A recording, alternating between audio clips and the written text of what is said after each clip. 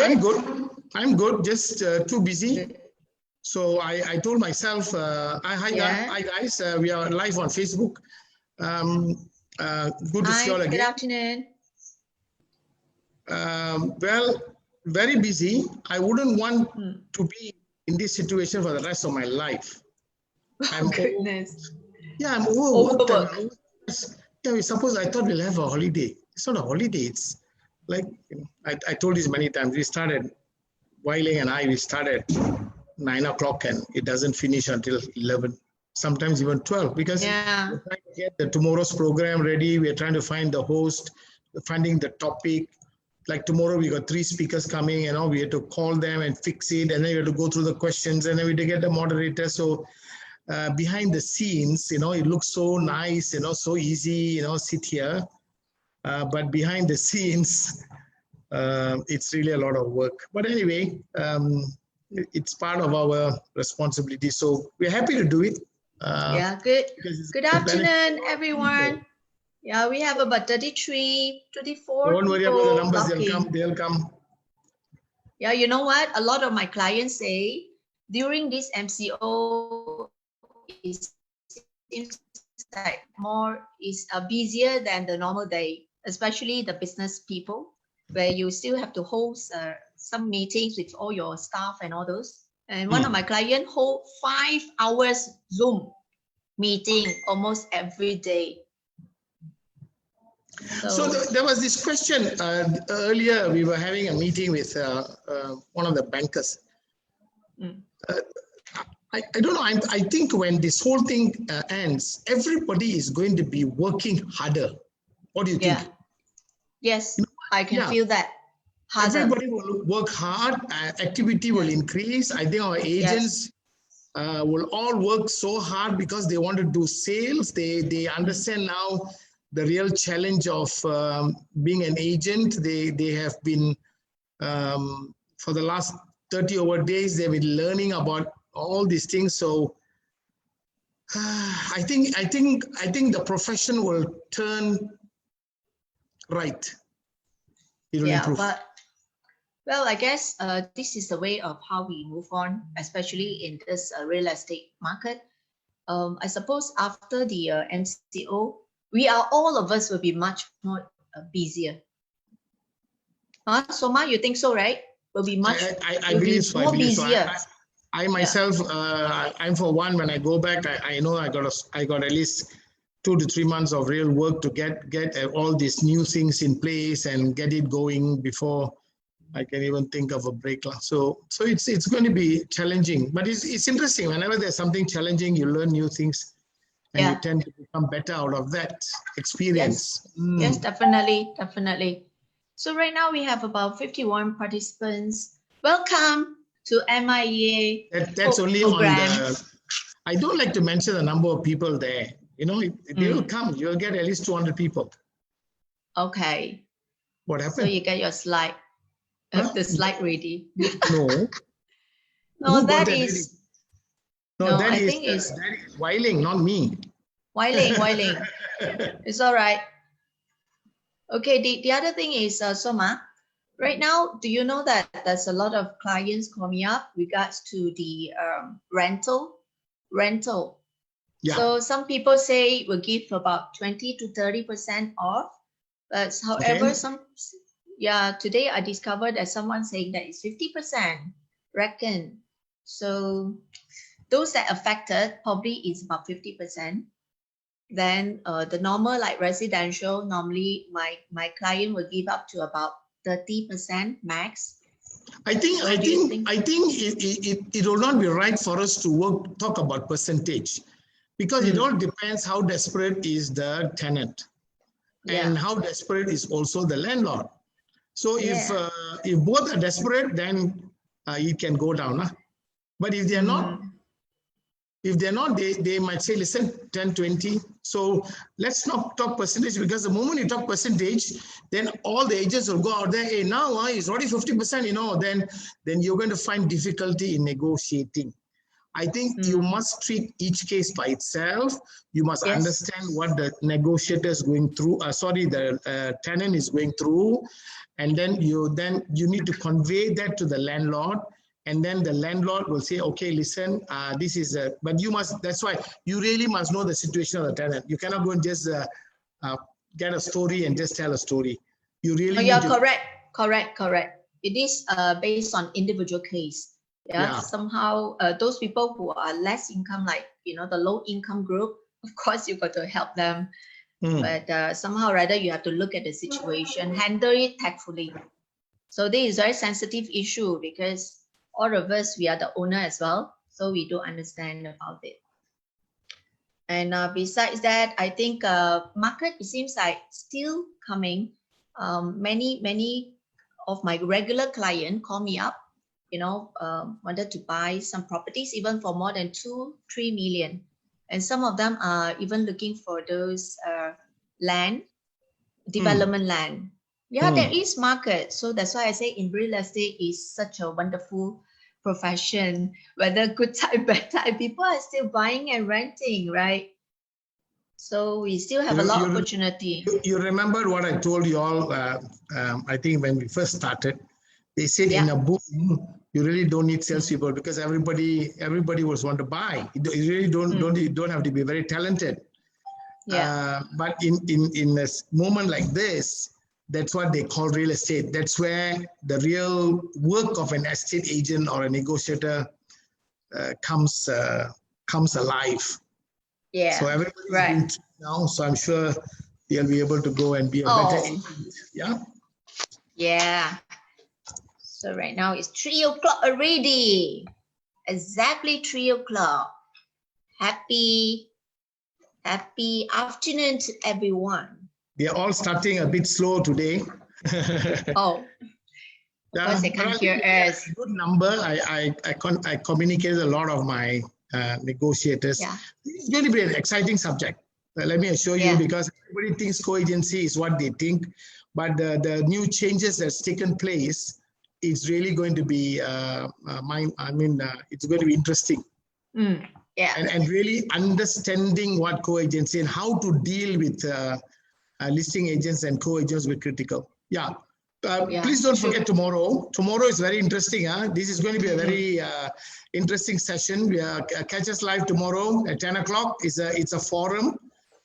First MIA Multi-Sector Market Outlook Forum. We got 3 individuals: Eric Lim from Hartamas Real Estate, Dato Sri Michael Yam, developer, and Stephen Tew, Axis REIT, who's also REIT owner.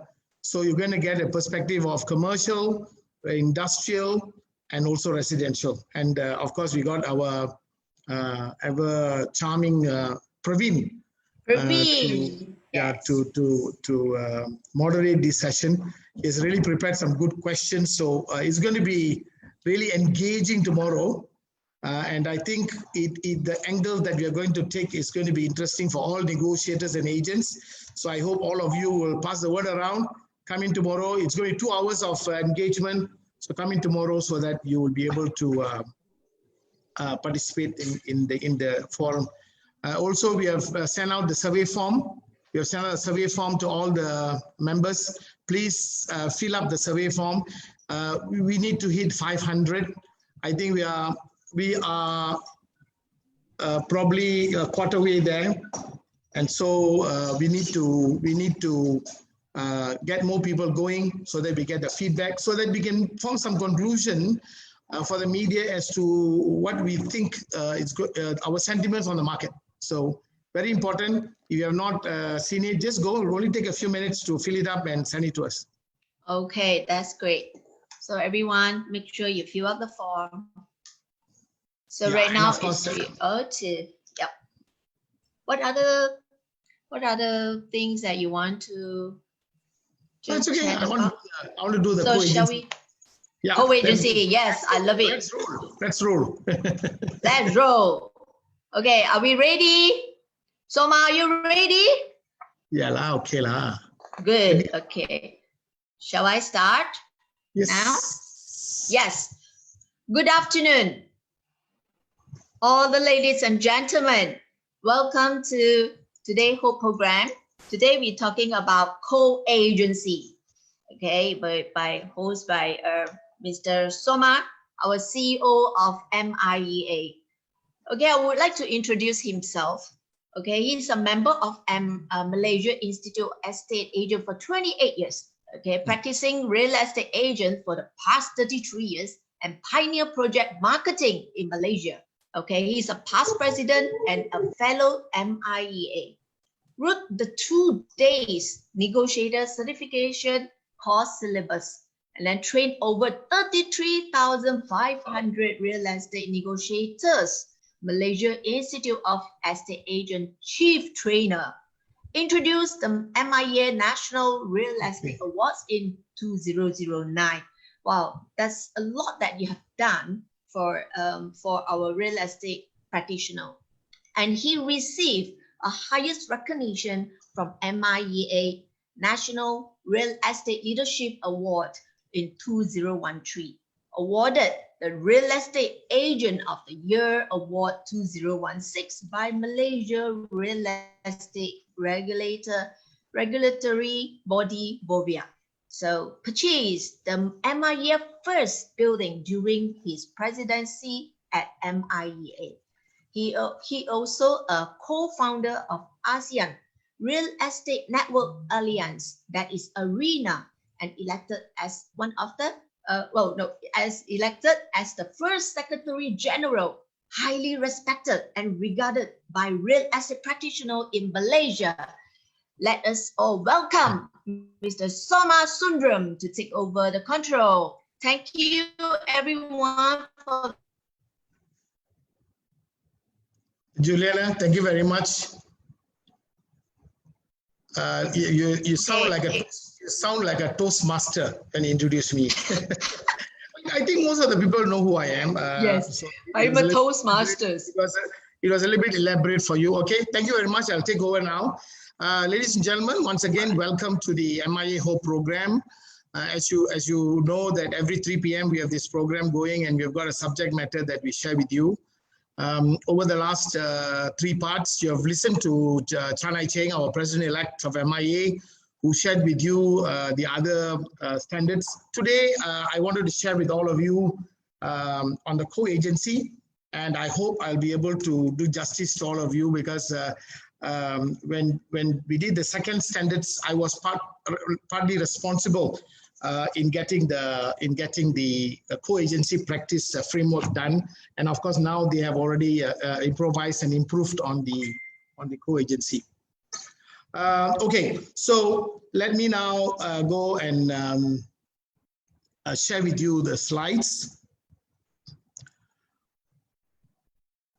All right.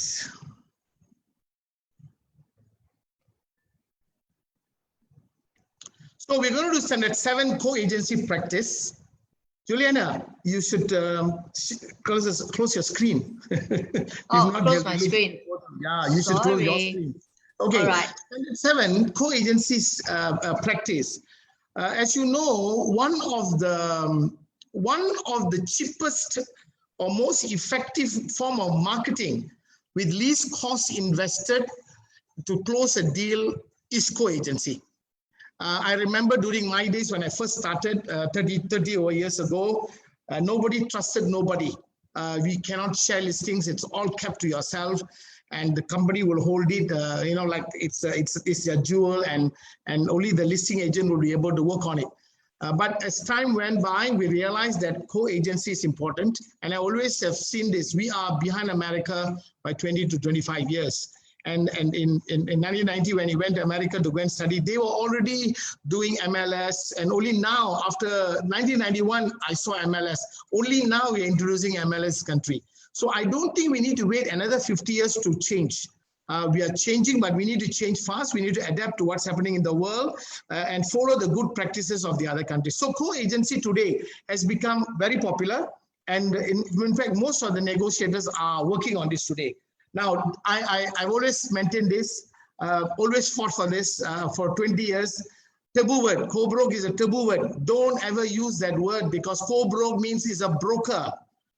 Go broke means you go broke in that sense. So don't use the word co-broke, because as a professional, you don't ever use that word. It is co-agency and is defined in the co-agency standards, in the standards as co-agency.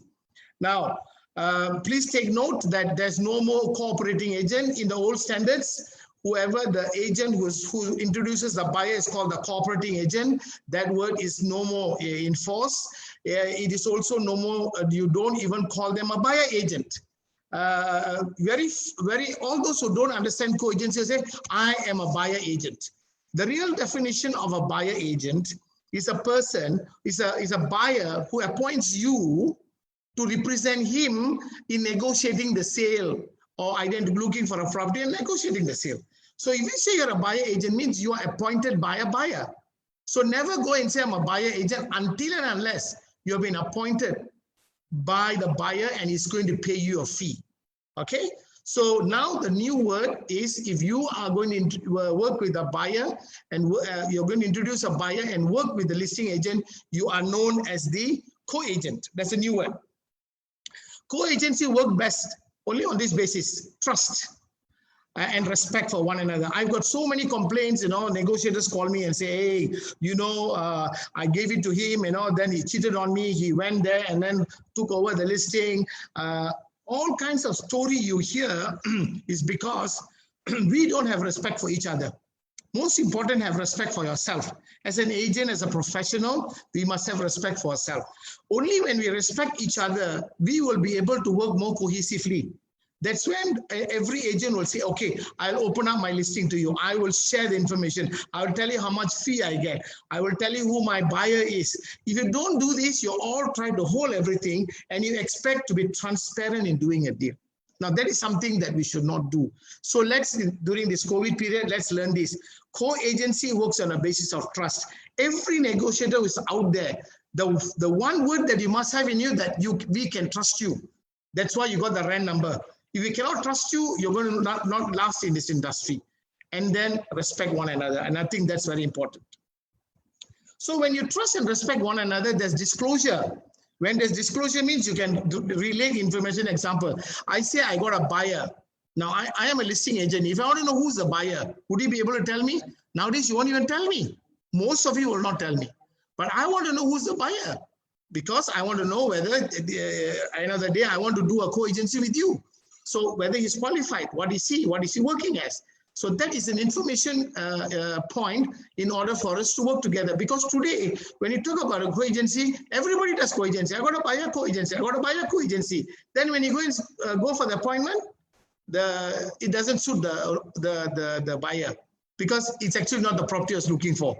So both the listing agent and the co-agent now has to work together and see how can we work together so that without wasting time, we can see that they are qualified. The buyer is qualified to look at the property and at the end of the day, invest in the property. So very important in co-agency, which I think going forward, this is what we must do. I know it's happening in small places, but this should happen nationwide, is that co-agency happens accidentally. I place an advertisement and one agent looks at that ad and he calls you, hey, I want to do co-agency. But I think co-agency will work very well if you work with a network of agents in your geographical target area or farming area for effective networking. I think that's what it should be. So let's say if you're working, your GTA is Monkera. You work with agents there. You build a group of fellas. These are the guys you want to network with. So when you work together with them, tomorrow it's easy. You'll trust each other when you work together. The trust will be much deeper than when you meet a stranger. So create this kind of atmosphere, a platform where a group of people will get together. You form a WhatsApp group. Okay, we are the the co-agency group in Monkera. Okay, you all work together. That would be a way to look at it. So before I go on to the details of it, I believe that this will become the best co-agency platform built for you. Today, I see a lot of negotiators started that platform, that negotiator start that platform. Everywhere this is going on, and then the listings are not exclusive. So the MIA MLS, which you launched a couple of days ago under the MIA Ho program, has already got now 100 exclusive listing. So right now, you can go and look at the listing. and then look at the listing and look and see whether you can do co-agency. Okay. So if you have not registered, please go and sign up now. As you can see, you've got https miamls.com is the website you need to go to register yourself. So co-agency, understanding the role and powers of listing agent. Okay. Just a minute, let me get this screen. A listing agent and a co-agent. So co-agency as defined under Standard 7. It says, come on. So a co-agency is where an appointed firm, which is a listing agent, enters into an arrangement with another agency firm that has a prospective party to conclude the transaction and share the fees in a pre-agreed formula. I think we all understand that. So an appointed firm, a listing agent, enters an arrangement with another agent, which is the co-agent. So the co-agent is an agency firm which introduces a prospective party to the listing agent to conclude the transaction and share the fees. So we know all that, okay? And the pre-agreed formula is how much fees you want to share. So co-agency is an agreement between a listing firm and a cooperating firm who is introducing the prospective party in the sale, rental, or leasing of property. So the old standard says introducing the prospective purchaser tenant. Now they have deleted. Whenever you see the red word deleted, it has been removed. So it immediately goes say introducing the party, a prospective party in a sale, rental, of or leasing of a property. So the statement says that the terms of the co-agency arrangement have to be agreed upon. So you must always agree what is the arrangement between the listing agent and the co-agent. Only when you agree what is the fee, how much fees is they're getting, when is it going to be paid. Once you understand all that, then the co-agency will be more effective. So they removed the co-agency agreement, and instead of that, they said all co-agency agreements shall have an expiry date decided by the listing agent. The co-agency agreement will terminate at the expiry of the co-agency period. So once you go into a co-agency agreement, you really do not know when the co-agency will expire because the listing agent will not declare. Now you need to declare when will it expire, because it may be 1 week from now, it could be 3 months from now. So once the agreement, let's say the listing agreement is up for the next 3 weeks, I have an opportunity to work on it for the next 3 weeks or for the next 1 week. So I'm very clear. So and it should be decided by the listing agent based on whatever the listing agreement is. So when does it, now you've already started a co-agency agreement. When will it terminate? It will terminate at the expiry of the co-agency period, or expiry of the listing, or on mutual agreement between cooperating firms. So now when you have got a co-agency agreement, if you do not know when the listing is going to expire, how do you know that the co-agency still exists? So now it makes it very clear that you need to know when the co-agency period will expire. Number two, the expiry of the listing. When is the expiry of the listing? Or on a mutual agreement between cooperating firms. Okay, maybe let's say now I got a buyer. This is very interesting. I got a buyer now. I got a co-agency agreement. This buyer doesn't want the property. Do I still have a co-agency agreement? Very interesting, because the co-agency agreement is done on the basis that I have this buyer. Now I don't have. Do you still have a co-agency agreement? I leave that to imagination, okay? Because it's quite silent. I wanted to show you this, how good our profession is. This was in Kota Bharu. We share this, NCC slides. Maybe you can chuckle while you look at this. This is not bungalow for sale, but bungalow untuk dijual. So these are funny, but it's really shameful, degrading the profession. But I don't think this was done by an agent in Kota Bharu. Probably some illegals to put this up for sale. But just a chuckle for during the period of COVID. Okay, so co-agency practice standard 7.2.3 says, co-agency firm is not permitted to solicit for the same agency appointment during the period of co-agency agreement. That means I am the listing agent. You have now come into an agreement with you to do co-agency. You cannot go to the owner and say, hey, can I become your agent? Now, this is the most unprofessional thing you can ever do. And anybody who does this, in my opinion, I should not do real estate, because that's the highest unethical thing you could ever do.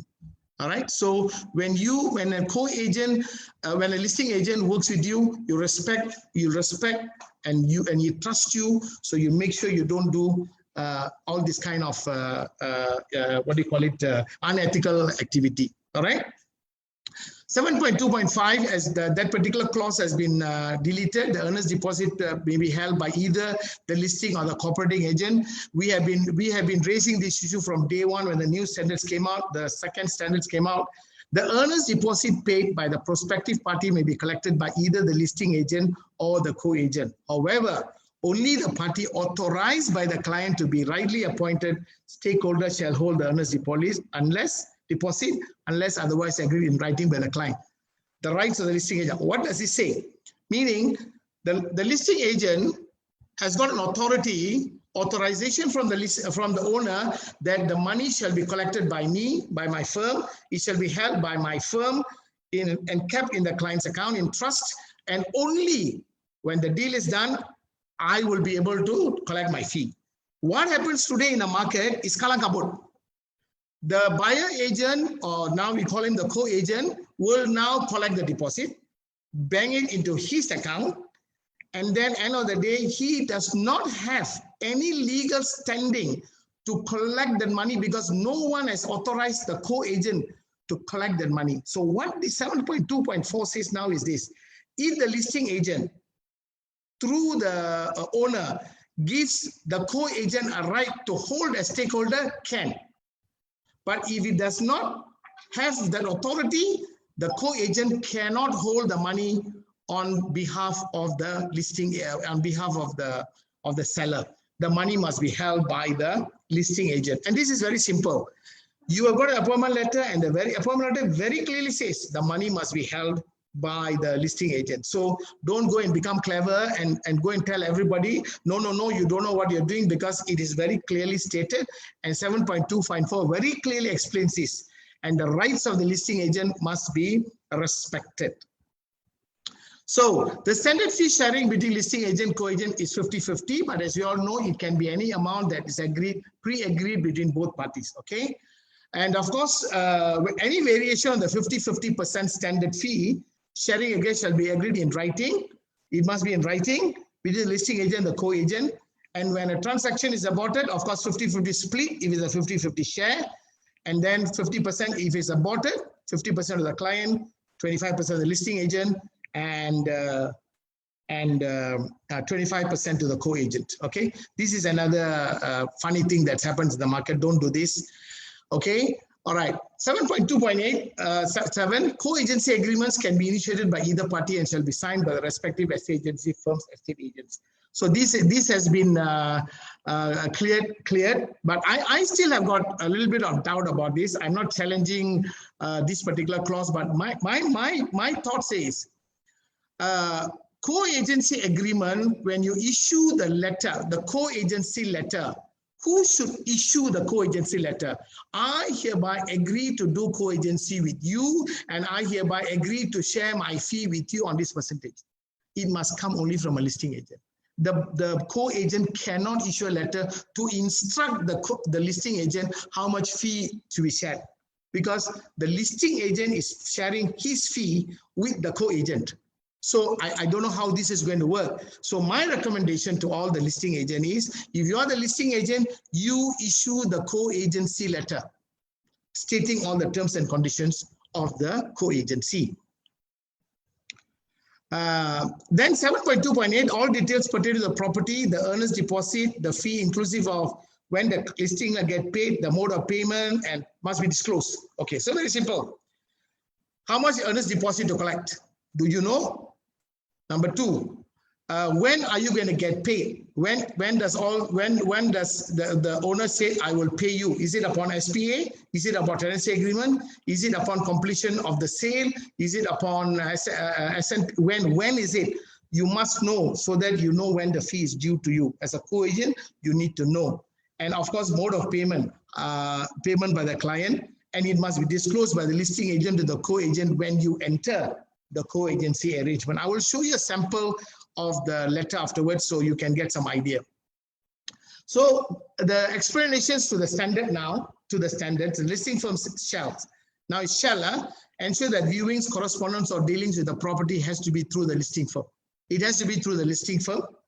Number 2, ensure that the co-agency firm is paid the agreed fees promptly when due. And that is only if you know when it is due. Not to contact the co-agent's prospects without the co-agent's consent and knowledge. And keep the co-agency firm informed of the progress of the negotiation or transaction. And endeavor to take all necessary steps to collect outstanding fees as soon as possible. So the listing firm's responsibility would be as follows. That they will ensure that viewings are done, correspondence or dealings with the property, ensure co-agency firm is paid the fee, then keep the co-agency firm informed, not to contact the co-agent's prospects, and to make sure they collect the fees as soon as possible and pay the fees to the co-agent. Now, the co-agency firm or the co-agent shall ensure that any viewing, correspondence or dealings has to be through the listing agent. So you don't, if you know the address of the property, don't try to arrange and go and see the owner and try to do your own listing. Some of you have got this habit. You will do a co-agency, then you will tell the listing agent, you went handle, I can't make it. That one, I leave it to the listing agent and you as to how much work you're going to do to enjoy your 50%. But to be fair to the listing agent, it is your responsibility to ensure that you bring your buyer or your tenant to view the property, and you have to be there during the period of the showing so that you can protect the interest. You would be there to know what's happening. Okay. Keep the listing firm informed on the progress. Now, once you've already done a viewing, I think it's a responsibility of the listing agent, of the buyer, of the co-agent, to make sure that you keep the listing agent up to date with the progress of the transaction. Are they contemplating to purchase? Are they wanting to negotiate the price? Are they going to take a little bit of time to decide? So that's when the trust and respect comes in. So the listing agent will be informed and he is appreciative of the fact that he's dealing with you. So not to advertise or promote the property under co-agency. A lot of agents today say that because I'm a co-agent, I can advertise. No. So now 7.3.2.3 says you can, provided agreed by the listing firm. Now I've got a little bit of issue with this. The listing firm cannot issue that unless they have got, the owner has agreed that you can extend that right to the co-agency firm.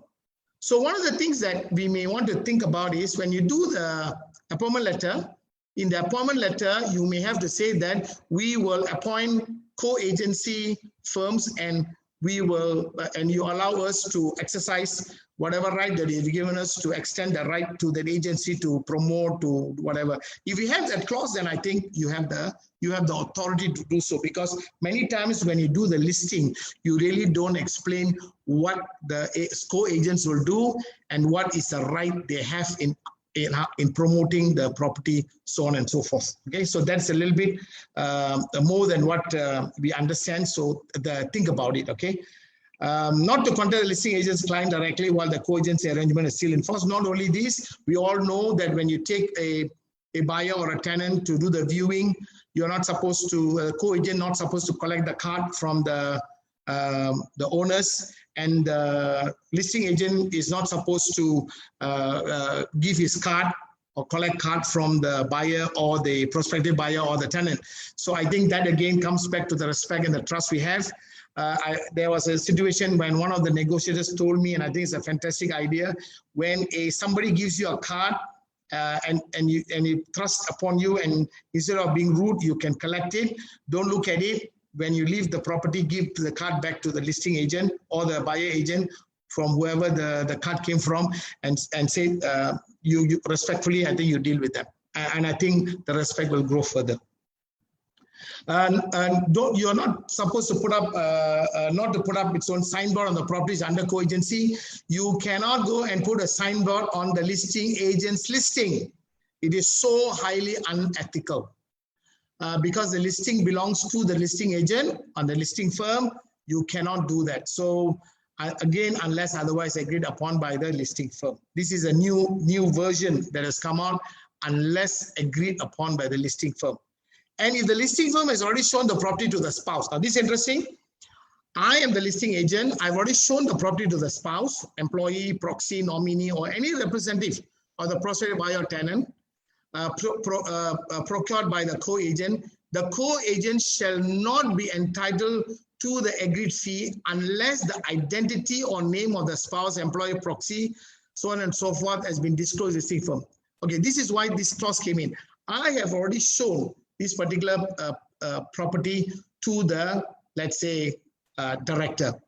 And suddenly tomorrow, a co-agent comes along and say, I've got a co-agent, and I've got a co-agent, and I've got a client who wants to look at the property. Now, if that client has already seen, or if the prospective buyer is the director who came to see, suddenly the wife want to go, you need to declare that it is the spouse of that particular. If you don't do that, you're not entitled for the fee. This is because a lot of undercutting goes around. The husband goes, the director goes and see the property, the wife's come to find out, then she goes and calls the agent, hey, come, let's make some money. Then you go in and the work already been done by the listing agent. So they say that that is not fair. And so next time, if you need to know if the property has already been seen by the representative of that firm, and if any others want to go and see from that firm, you need to declare. Because if you say the spouse of the director is coming to see or from that company, then at least the listing agent will say, no, the property has already been seen by the director. So you are not entitled for your fee, and I will not do a listing arrangement with you. So this is important, okay? So what is new? Another new clause that's gone in is, for the purpose of treatment of the earnest deposit under clause 7.24 and 7.2.4, this shall apply. The earnest deposit shall be transmitted or remitted to the listing agent's client or to the client's authorized stakeholder, and or with the authorization of client be treated as part of the professionally payable to the listing agent upon the successful conclusion of the agency transaction. The fees of which shall then be shared with the co-agent in the amounts and manner stated inside. Meaning, the earnest deposit that is held by the listing agent's client or the client's authorized stakeholder, that means the client has authorized the co-agent to hold it, will be treated as part of the professionally payable upon the successful conclusion of the co-agency transaction. Then the fee will be shared. That means if now the co-agent has been required to hold the fees, then he will have to share the fee with the listing agent. Now, I've only got one issue with this, and again, I can't come to terms with this. The listing agent gives a letter of appointment to co-agency letter to the co-agent. He gives instruction that you can do this, and then the fees will be shared. He is sharing the fee with you. So now you collect the fee. So who invoices who? Who issues receipt to who? Because end of the day, in all this context, a co-agent is working with the listing agent, working for the listing agent. He is working for the seller, not for the buyer. A co-agent works for the seller, not the buyer. And so your loyalty is to the seller. And so now who issues invoice to who? I hope maybe someday someone can explain this to me, because all this detailing work has not gone into this. So in my thinking, it's best that the listing agent holds the money, because you are issuing the co-agency letter. You can say you want to do co-agency with me. This is how it works. I will hold the earnest deposit. I will then share the fee with you, and when I will share the fee with you, and when will you get paid? All that will be stipulated in the co-agency letter, and then it comes out from you. So when you do this, it will start sorted out. As you all know now, the service tax now is it will be paid by the listing agent, not by the co-agent. This is something maybe a lot of you are not aware. We already got clearance from the customs that the service tax for the sale will be paid by the listing agent on behalf of the co-agent. The co-agent do not have to pay the fee. So when you pay the fee, you have to deduct the service tax and then pay him the net fee. So that's what is happening in the market right now. Okay. So before we go to the Q&A, I just wanted to share a story that was brought up to me some time ago. A co-agent already had an agreement, is a 50-50. Fee was 3%, 50-50, it was a few $100,000 fees to be shared. Each party is supposed to get 100 over 1,000. The deal was done, industrial property, the deal was done, all agreed, co-agent waiting for his fee. While this was waiting for the fee, the listing agent or the seller told the listing agent, hey, earlier I wanted so much, you negotiated, the price has gone down, so I want to now maybe ask you for a discount on the fee. So instead of paying 3%, can we agree on a lower fee? The listing agent, what is did? He agreed. So when the listing agent, when the owner paid him the fee, he took the discounted amount and shared it with the co-agent. And the co-agent realized that the amount he got was less than what was agreed before. The point here is the listing agent did not get consent of the co-agent that the fees has been reduced. So because he did not tell him and now he's paying less fee, he said, co-agent said, no, my agreement with you is you should pay me 50% of that fee. What you agreed on your own level. You did not get my consent. And they refused to pay, went to court or something, and then end of the day, they won the case and he had to pay the full amount. So very important, if there is a changes in the fee structure for whatever reason, please always keep the co-agent informed. Because whatever you agree, you cannot retrospectively go and change it without his or her knowledge. So keep that informed, okay? One very important thing that we must do, I wanted to share with you is this, okay? You in the slides just now, you would have seen that this is a kind of a letter that I am actually recommending. It's up to you, not a must. Now, when a co-agency letter is issued, this is where I see the crux. Let's say I now saw the listing and I want to now go and want to do a co-agency with you. I call you, right? I call you and you agree, listing agent agree, okay, we do co-agency. So what you do, you issue the agreement. We so-and-so agree to do co-agency agreement 50-50, and you just send the information to him. He will accept acceptance to the agreement, and now you say, I got a co-agency agreement, let's work on it. Now, the legal point, can you issue a co-agency agreement if you are a co-agent? You've got no right. No one authorized you to say that's how the fee will work.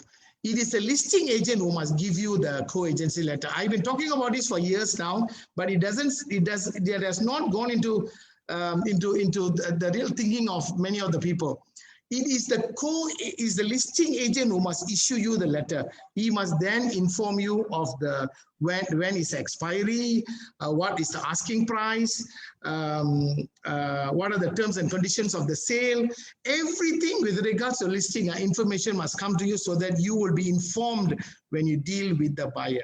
And because you are taking instruction from the listing agent, the letter must come from him because he is sharing his fee with you. You are not sharing your fee with him. So I think it is not legally sound to issue a letter from, though we all are doing it, I think we're not doing it right.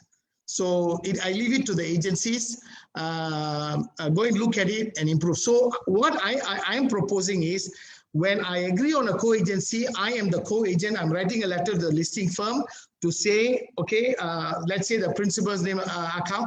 Mr. Akau, I want to do a co-agency agreement. We have a prospective buyer or tenant. What is the address of the property? What is your name of the rent? I'm dealing with, what is the phone number? Because some agencies got so many agents, they don't know what's a REM telephone number.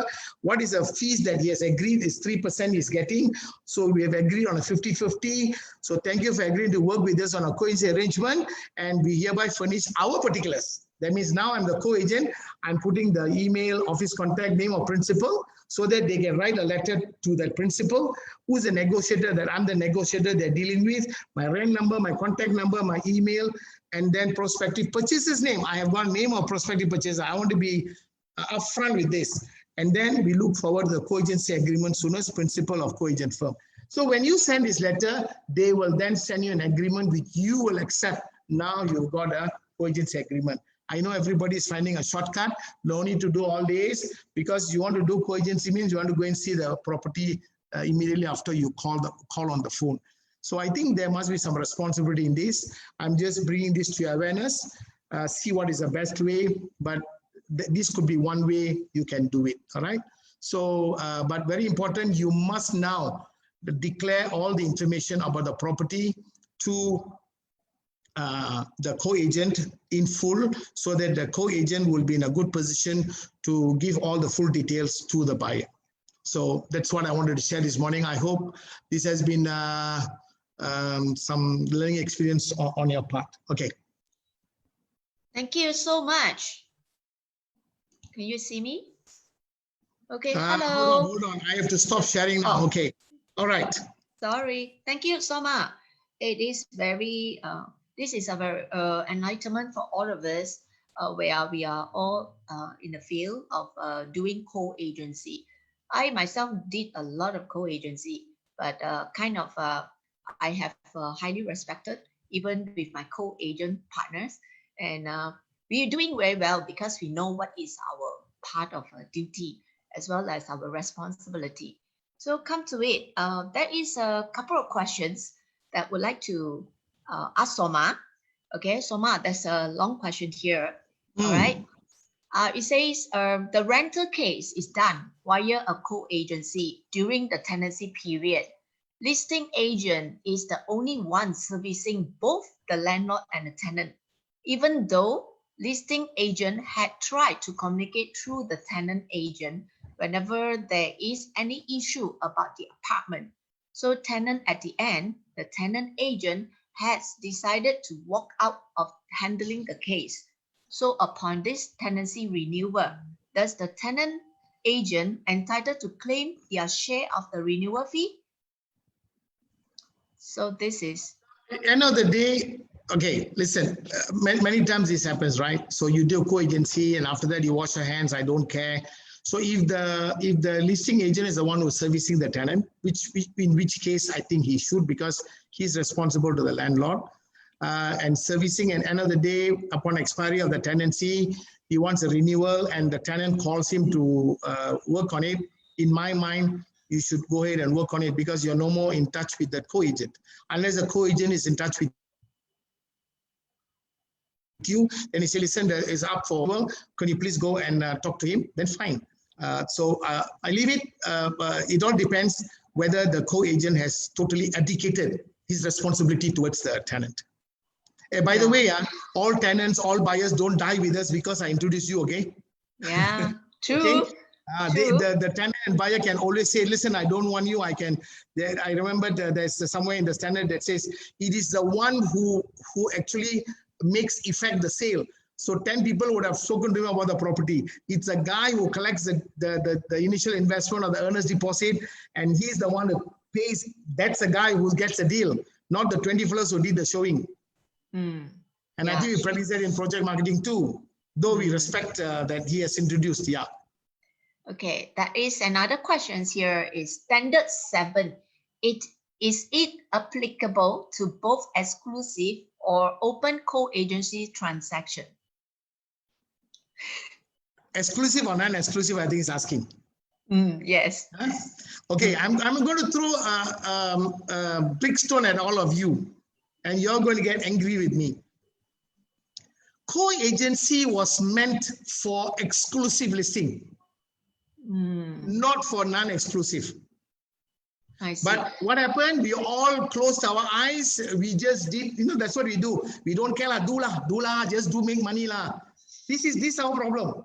So everybody started doing it. Now it became a practice. It became a practice. Can I ask you a question now?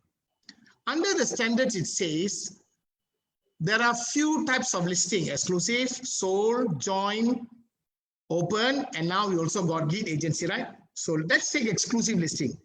Exclusive listing means one agent, and that's it. Even the owner cannot sell.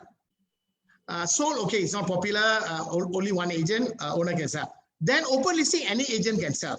So when it's an open listing, it says very clearly, anybody can go to the house, to the owner and say, listen, can I deal with you? I want to sell your property. It very clearly says. Now everybody forgot that. You forgot that.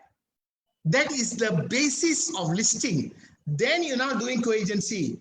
So I don't care, I do co-agency, open listing. So now I ask you this question. I got a buyer. I go and see the property with you. You are the listing agent, Juliana. Is non-exclusive. After I see the property, my buyer says, no, I'm not interested. Can I now go back to the seller and say, hey, yours is not exclusive, isn't it? Can I also deal with you or not? No. No. Non-exclusive says you can. Open listing says you can. But because you are the co-agent now, because you're doing co-agency with me, you cannot do that. So you're contradicting that rule. So actually co-agency is meant for exclusive. So we all ran away and did whatever way we can. So go back to the right path, because under exclusive, he cannot talk to the owner. Cannot talk to the owner. If he talks to the owner, he's in trouble. By respect, I think. Please understand and appreciate this. Don't always try to break and bend the rule for your convenience. Because today in the industry, there are 25,000 people. How do you maintain a policy when everybody starts doing it the way they want to do? And again, many of these things written here are not interpreted to the finer point of understanding, It's all in the mind. We come up with a clause thinking this is what it should be. And of course, it goes through many levels and processes, and many people go and amend it. And at the end of the day, it is not what actually was first we intended. But we appreciate the spirit of it. So exclusive listing. That is why MLS exclusive. Why we're having MLS, MIA, MLS exclusive is because when it's exclusive, you're protected. Your listing is protected. In addition, on the standard 7, they ask whether is there any code of ethics? No. 7 has got nothing with code of ethics. Code of ethics is everything you do. Code of ethics has to govern everything you do in the standards, everything you do with the act, everything you do with the rules. Code of ethics is how you do things. Duty of care, you must disclose, you cannot misrepresent, those things. One of these days we'll do the code of ethics as one of the program. So it is not stipulated, but you're supposed to live by the code of ethics and the code of conduct when you do all this. Okay, that's a very interesting question thrown in by Chan Kim Eng. He says that, may I know why KL and Penang have two systems? Then they collect fee minimum 2% from the landlord and not collect from the buyer or tenant side. But in Penang, still collecting both sides, double standard. Not exactly.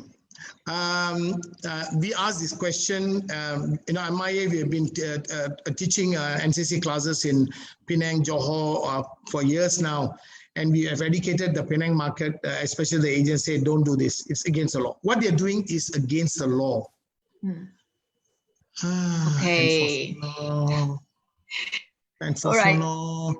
You can't expect, to be honest, you can't expect 7 people to go to Penang and put everybody in trouble. But if you make a complaint about an agency firm or about a dealing in Penang or in Johor or in Timbuktu in Malaysia, and you write into the board will take action because they know that this is not allowed. Because very simple, a lot of people don't understand this. The reason you cannot collect fee from 2 parties is because there's a conflict of interest. Whose interest are you protecting, buyer or seller? So if I'm collecting from buyer, what I suggested to Penang is this. they should now do co-agency. One fellow will handle the buyer, the other fellow will handle the seller. No breaking the law. You collect 1% here, 2% or 2%, both collect, do co-agency, it doesn't break the law. But if I collect one from the buyer and one from the seller, I'm breaking the law. So Johor and Penang, if you're listening to this, buck up. Yeah. You need to rise up to the new standards, to the expectation of the profession. Oh, Keep that's doing- sorry. So sorry, Soma, there's a lot of questions. Okay. So some Go, of them go. probably, yeah. Okay, that's a quick one. And what do you think about three-way co-agency, especially for the million deals? Why 3? I heard about 4. Listen, it's a very simple thing, Sometimes we complicate it. You got a listing agent and a co-agent, right? Yeah. Listing agent, co-agent, only these two fellows, right? Yeah. I know the buyer, I know the seller. So Yeah. these are the 2 most important people in the deal. Yeah. Then I come to find out from you, one day I'm having tea and you say, hey, there's a listing, oh yes, and then one day someone, hey, Juliana got, all I did was introduce. Where got 3-party one? Yeah. I only introduced I introduced the information. So get a referral fee. So if I introduce it to this thing, whichever, you collect an introduction fee. You don't become greedy and ask for 20, 30 equal amount, which is not fair. The bulk of the sharing must go between the listing agent and the co-agent. You get a referral fee for giving the information. You cannot become party. So I don't agree to tripartite agreement, 3-way, 4-way, ridiculous. Yeah, I'm so sorry. So that's more. I saw this. I saw agent's banner written direct deal with owner. What does it mean? Proper or not?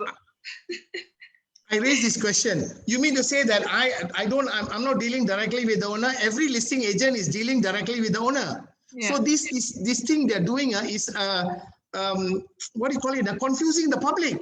So when the public see, definitely deal direct with the owner. These fellows are not dealing direct with the owner. Confusion in the market. Why are these fellows doing this?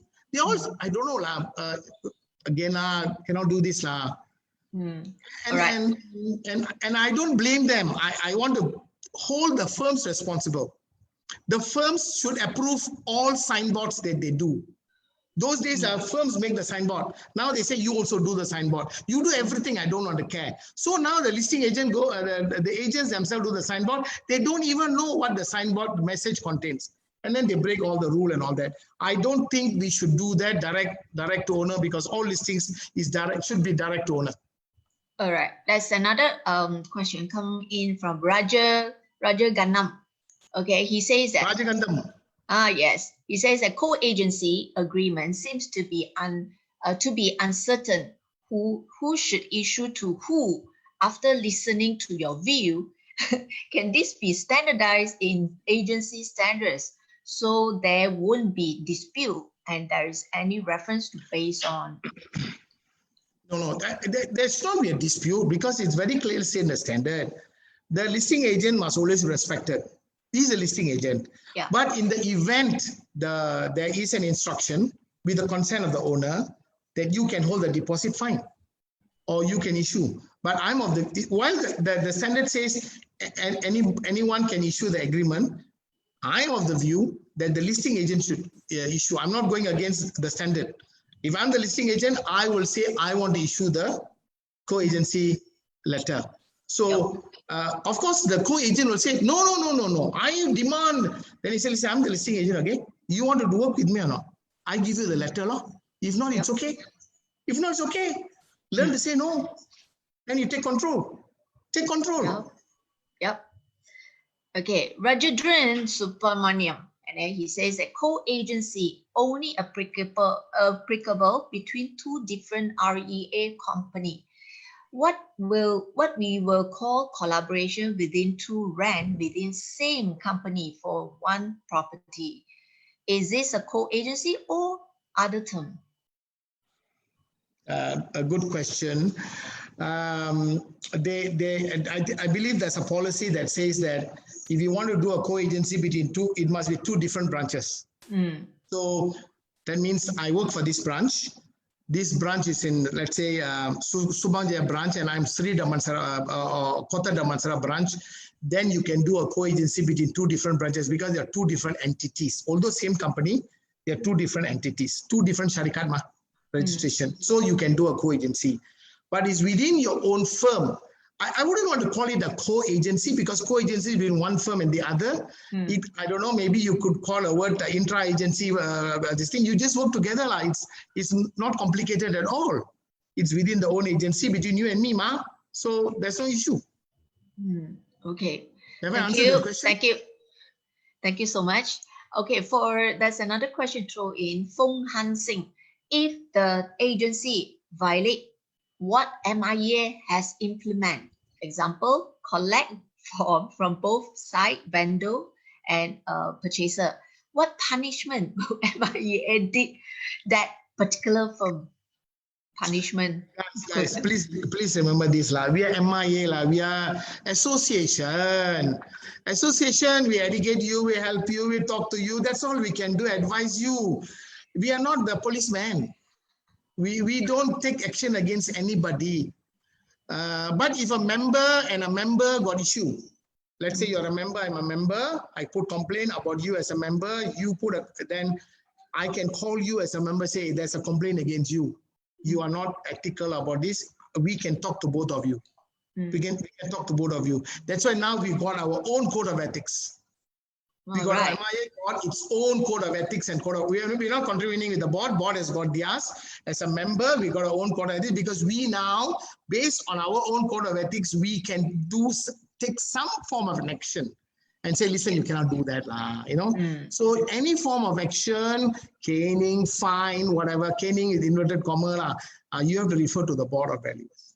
Yeah, I hope this is clear. All right, for Edmund Chua, then he says that for ad hoc listing, can co-agency letter states that the co-agent cannot be the listing agent for the same property for an agreed period, example 3 months? Cannot lah. In fact, I told you already, in a co-agency and non-exclusive, you have got no right. If you want to change this, you have to change the definition of open listing. Open listing will say, under co-agency means you cannot. Of course, I need to respect. Now listen, even in this form, now what's happening is, when I give you the listing, or we do a co-agency, I respect the listing. But that buyer that I introduce, I will respect. But if I want to introduce the next buyer, I don't have to do a co-agency with you. Because anybody can take the listing, not me. Third party can go and take the listing and market because it's not exclusive. So how can you say now, because I did the co-agency, so you cannot do this for the next 3 months. It's like this, and I remember those days, I'm working for this firm. And when I leave the firm, there's a letter that says, you cannot go and do any listing in this area for the next 3 months. Actually, cannot do that. You cannot deny that man the right to survive in that. That is his basic rice bowl. You cannot tell him you cannot do that. But that's how they frighten those days we all don't know one HR, oh, you cannot go and work on those listings for the next 3 months. And a lot of fellas that did that. You come and ask her, talk to me on this. All right. Okay, about Kelly Liu, and then he asked Omar, what is the maximum referral fee allowed? Thanks. This is maximum. There is no definite. There's no maximum fee. There's no maximum fee. But I remember many years ago, whenever we talk about referral, we said 20%, 10, 20%. That's a referral fee. If you go more than that, might as well give you half and you become a co-agent. Like example, when you go and take a land deal, somebody refers you a land deal, you do 50-50. He's no more a referral. He is a co-agent. He's behaving like an agent. So what is a referral fee? For introduction of some information, that's it. The bulk of the work that's going done is who? Is the listing agent or the co-agent? Okay, sorry. You understand what I mean? So Running out of there's time. no, but my rule, I would say not more than 20, 10 to 20. You all decide how much you want to give. Yep. Okay. Can An throw in? I've seen some co-agent takes the listing agent punya listing to advertise. Yeah, this is quite normal. And then another one is, how do we know who is a listing agent? there is where 3 to 4 parties will come in. So this is quite normal actually. It should not be normal. Actually, it's abnormal. Abnormal, I won't call it normal. It's abnormal and normally done. How can a co-agent go and do that? Cannot. Now they say you can, provided consent is given. You cannot go and market on a listing that you're a co-agent and then you go and take and advertise and try to get a buyer. That is not co-agency. Co-agency means I have a buyer or a tenant that I want to work with you. He is looking for the property. That is co-agency. You don't do a blank co-agency agreement. Can we do co-agency? Then I go and put up a signboard. Hey, this is highly unethical, you know. That means I don't have a buyer.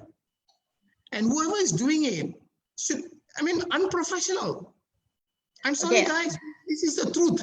You know, sometimes we live in this big cap over our head. It's all okay. No, it's not okay. People come to know about it. Shameful. And agents tolerate this also. Okay. Yeah.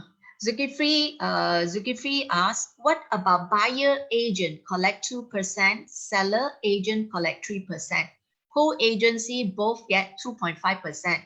Can we practice like this? Of course. Say again? He says, what about buyer agent collect 2%, seller agent collect 3%, co-agency get 2.5%. Can we practice like that? Where got lah? The buyer is paying him 2%, right? Buyer is paying him 2%, right? Yep. That means it's the buyer agency. It's a buyer agency. He takes care of interest of the buyer. The listing agent gets 3%. He represents the seller. He keeps his 3%. Buyer agent keeps 2%. There's nothing in the middle. Where got some more 2.5? Oh, you plus 3 plus 2, 6. 3 plus 2, 5 divided by 2, 2.5. No. You know how it works out now? 3% for listing, 2% for buyer, you champo becomes 5 divided by 2 becomes 2.5. Cannot lah. Okay. Because now you represent two individual parties. I represent the buyer pays me 2%. I take it lah. He represents the seller, he gets 3%, he takes a 3%. No putting together into a basket and share. Sorry, doesn't work like that. Oh, thank you. There's still a lot of conflict of interest, huh? Yeah, definitely. There is actually more questions to go. Come. Never mind. The people are still holding. They're not leaving. Is that okay? Is that okay? Go through? All right. Okay. If they're leaving, then we can, 200 Andrew Chan. Okay. He says, Mr. Soma, I have been hearing that we should do this and that by right and should not do this and that. May I know, is there any penalty or act protect all the agents if one agent has breached the rules and regulation? Of course, the act, the rules and the standards is to say this is how you should do. Don't go and breach whatever that standard. That means the standard lah. This is the way you should do. It means the meaning of standard. Okay, so if you break the standard, means there is punishment. But then 25,000 agents breaking this out, which your police department, whole Malaysia come also cannot solve lah. The first of all, we must respect each other. We don't need anybody to control us. We must manage it. Don't work with agents who are unethical. Don't do co-agency with guys who are unethical. Then tomorrow he has to change because nobody wants to work with him. When you keep doing this for a certain period of time, the profession will rise. You don't deal with these fellows who are the below that service level. You know why? Because you're all desperate to do a sale. Some of you will sell your soul just because you want to make a 3,000 ringgit. Because I know you're suffering. So never mind, I'll do lah. Then you encourage him. Then he will go and repeat it again. Then that flow is okay lah. Hey, example, we have got a good following of people now. Who says, if you don't pay me 3, you don't give me exclusive, I won't work with you. Simple. I don't want to work with anybody who cannot give me that. That is the attitude. Then you become strong mentally. Then you can go in demand. You say, I cannot collect my 3%. Why? Because you're not mentally strong to ask that, because you accept everything that comes along your way. No. This is the way, do that way. Don't deal with people who are unethical. Don't deal with people whom you have had very bad experience. Yep. Don't worry, MIA is working on this formula, and tomorrow we are going to blacklist bad negotiators. All right. We are working on it. Yes. Very good. Okay, that's ask, can the listing agent detect the sharing quantum on professional fee? Of course. I'm the listing agent. Property belongs to me. I'm only giving you 70%. All right. So the buyer agent said, no, I don't agree. Must be 50-50. No, 70-30. You want it? Take it or leave it. I decide because, example, it's so difficult for me to get an exclusive listing in an area. Very difficult to get the listing. And I got it. Suddenly, before I could even market, you call me and say, hey, can I work with you? I now have the share 50-50, right? Then I say, listen, it's so difficult to get. If you want, can. I'm not willing to forego 50. I'm willing to forego certain percentage. So 30% I give you. I'm willing to forego 20. Okay, now. Cannot. Okay, I work on my listing. Listing agent dictates, not buyer agent. Oh, thank you. That is very clear cut. Okay, there's another one. HL Wong. He say many of these unethical actions are made by the co-agents constantly, cause they know no action will be taken against them. What can MIA do about it? Again, okay, what is that they're breaking the law? You tell me now. I'm now the listing agent, okay? Now, when they want to deal with me, they don't, most of the time, they won't tell you who's your client. Correct? No. Yeah. As a listing agent, you want to do work with me. Do you think I should know who's your client? At least his name? Sure. And what is his investment range? I like to use the word investment range and budget. What is his, how much is he, what is his, how much is he, the price is looking at? Yes, or definitely. Some requirement about the rooms. Can't he say that? If he doesn't say that, why in the first place should I even be doing a co-agency, wasting my time? Because he will bring somebody, you will go all the way to Charas and show the property and then come back, pay toll, pay petrol and all that. Suddenly he's not qualified. Become clever, lah. You want to do co-agency, you must reveal, I must reveal my information, right? I must reveal with you how much of fee I'm collecting. This is important. The listing agent must reveal the fee he is collecting. Because when you say 50-50, 50-50 of what? Is it 50-50 of 2% or 50-50 of 3%?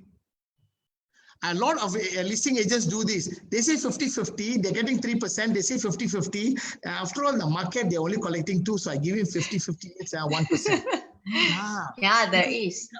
If he comes to find out you collected 3%, he can put you into trouble. If you say that you're unethical, he puts complaint to the board, you should get into trouble. These kind of things don't need to be too clever one. Shook now one. Because all in writing. So don't work with these guys next time. Simple. Okay, thank you. Oh, there's another question is from Ice Tan, and then I have she has a scenario. If co-agent, buyer's agent, viewing the listing agent, and suddenly buyer's agent meet owner at the condo, is it legal, code of ethics, that buyer's agent can give owner name card? Can you quickly tell me that again? No, it say if a co-agent, that means buyer agent, viewing with the listing agent, and suddenly buyer's agent meet owner at the condo. Is it legal by code of ethics that buyer's agent can give owner name card? No, I just mentioned just now. I already mentioned just now. It's in the standard. You cannot do that. You represent the buyer. So you stick with the buyer. The listing agent represents the seller. You stick with the seller. Why must you get his card for what? The moment you collect his card means you're trying to undercut. That's the intention. So don't collect his card. You got nothing to do with the seller. The negotiation is between the seller and the buyer, right? And both of your parties. So don't do that. Never collect the card. See, I'm sorry. You can be very upfront. I'm sorry. Please talk to listing agent. I'll hand. That's it. Yeah, true. Many buyer agents don't understand this. You're actually working for the seller. Because the seller is the one who's paying you the fee, not the buyer. Yeah.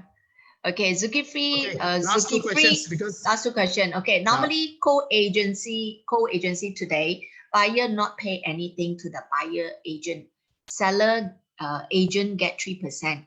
after co-agency need to share 1.5 each. Why buyer agent not collecting fee from their buyer? But of course, because we are under one way, right? I hope you understand how the practice is lah. Yeah. You can collect from the buyer provided the buyer engage you to be the agent. Now listen, buyer agency is not popular in this country. In fact, it's not even, it's unknown. We talk about it. So I think one of these days we will cover with you what is buyer agency. How do you talk to a buyer that you should be represented, and you should represent them, and what fee to collect. So in the co-agency, you normally collect the fee from the listing agent in a co-agency. But if you represent a seller and you represent a buyer, then it's a different form of a co-working arrangement. Okay? Co-working arrangement with the fees will go separate ways. I don't have a term for that. There's no term, but let's see whether we can find a term in time due course. Last question. Yeah. Okay, last questions here. So the owner is offering a job to the listing agent. Okay, he is only dealing with the listing agent officially. So all the authority issue must be from the listing agent. Is it correct? Repeat again. Here, the owner is offering the job to the listing agent. So he is only dealing with the listing agent officially. So the authority issue must be to the listing agent. Of course. He's not giving the job, he's appointed, engaged, that's the word, not giving the job. The word he used, I think just shared with us 2 days ago, is engaging, engagement, appointing. The word is engaging, engage the listing agent. Okay? Yep. All right, guys. Okay, can we get a last question here, okay, from the Facebook, sure. okay? Who's the lucky guy?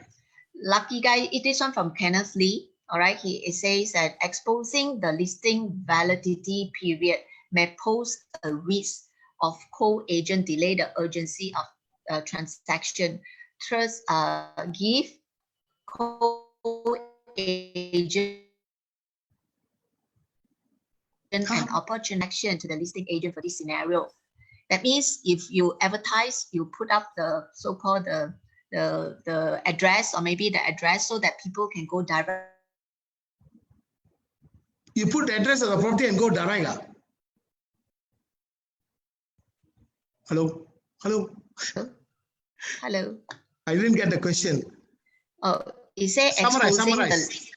Okay, because this one, it says that if let's say this listing agent, then he go and advertise for the listing, okay, in address. So it says that, is there any protection to the listing agent for this scenario? On Risa. Because he advertised. Buyer agent or listing agent? No, because some of them, they advertise listing agent. Okay. Listing agent lists out to the public about the listing. So he asked whether will this advertisement out, then of course other agent will know, then they will go direct. He asked whether any protection. That is why you need to get exclusive. So when you put advertisement, you don't go and put house number. Be careful how you do that. No, not to the point of thing. Today, I understand what's happening in the market. Those days, we like to put up signboard. All the properties we list. Nowadays, they don't put up signboard. Why? Because I put up signboard, other agent will come and undercut. How to do work like this? You need to put up signboard. So go and learn how to do exclusive. Guys, please, you want to become good after COVID, go and learn how to do exclusive. It is not difficult. It's just you don't know what story to tell. You don't know how to convince. So anyway, MIA will conduct these classes soon. You come and do this. We are very good at this exclusive agency. Okay? Very good. Thank you, everyone. Thank you. I think time is past. It's about 4:12. Soma, before we end our program, would you want to say a few words to all? Very quickly, we want to develop a MIMLS for co-agency. So go co-agency now. Go and list your property in MIA MLS. Go and talk to your clients. If non-exclusive, tell them, listen, we have got our MIA MLS where you want to put the listing so that other agents can have access to it so we can sell it faster. Tell them to convert your listing to exclusive. Go and talk to some agents who are good in exclusive. Find out from them, ask them to help you convert it, put the listing, and also go and look out for these listings here. If you're looking for any buyers, any listings, go and look at it. Maybe you can do some deals within this next couple of weeks. Okay. Thank you very much, guys. Bless all of you. Be safe and be happy. Yes. Okay. MIA would like to thank you for each and every one participate every session. We really care for all of the real estate practitioner, especially the rent. So not to worry, the market is still, there's a lot of opportunity. Just get on, keep in touch with all your clients, okay? So with that, I think, so sorry that we couldn't answer all the questions that you asked. Anyway, we will send you by email. Should you have any requests, please put it down please send us the message in MIA. We will try to get back to you as soon as possible. With that, I think most of them have got my number. You can text me whatever questions. If I will try to answer you back. Okay.